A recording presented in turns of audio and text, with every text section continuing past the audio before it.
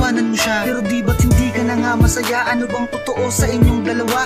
Pakiusap, sabihin mo ang totoo, dahil pagod na ako na umasa na ako ang iyong mamahalin at hindi na ako ang siyang pangalawa. Yung kaya mo na di na kung ipakilala sa magulang mo at sa iyong barkada. Dahil sa tuwing nakikita ko na magkasama kayo, parang di ko na kaya. Piling ko na sana'y ako na lang siya, sana'y di mo na siya nakilala. Na sana ako ang may hawak ng iyong kamay sa tuwing meron kang lakad.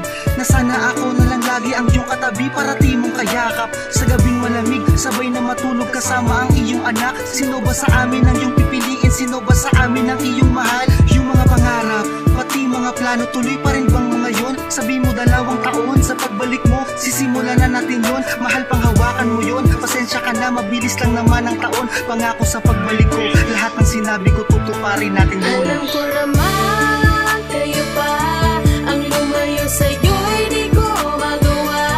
Pilitin ko manalimutin ka, sa puso mo ako'y pangalawa.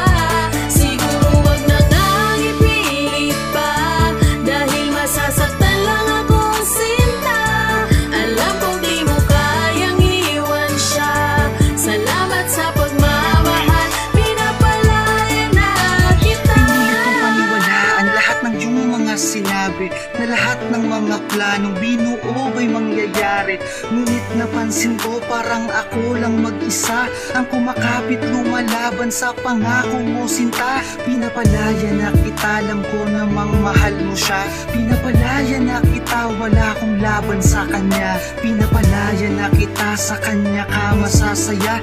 Pinapalaya na kita kahit sobrang mahal kita. Salamat sa maikling panahong tayo ay nagkasama. Salamat sa lahat ng magagandang alaala. Salamat dahil naranasan ko ulit ang sumaya. Salamat dahil nakilala ko ang tulad mo, sinta. Mamimiss ko yung mga yakap mong sobrang mahigpit, yung mga halik mong pumawi sa lungkot at pait. Basta't lagi mo lang tatandaan, huwag mong papabayaan ang iyong sarili. Sana'y ingatan kanya at pahalagahan, mahal na mahal kita, paalam. Alam ko naman